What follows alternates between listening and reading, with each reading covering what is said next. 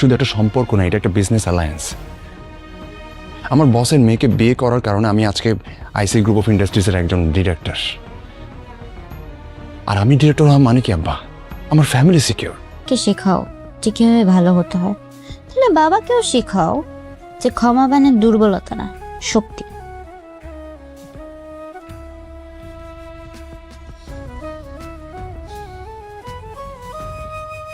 মা,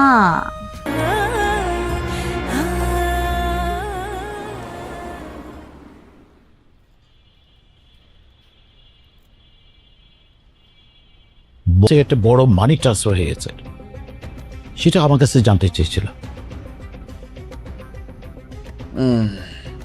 আপনি কি বললেন? আমি বললাম স্যার আমি তো এ ব্যাপারে কিছুই জানি না, তা আমি আপনার কথা বললাম, উনি জানতে পারে।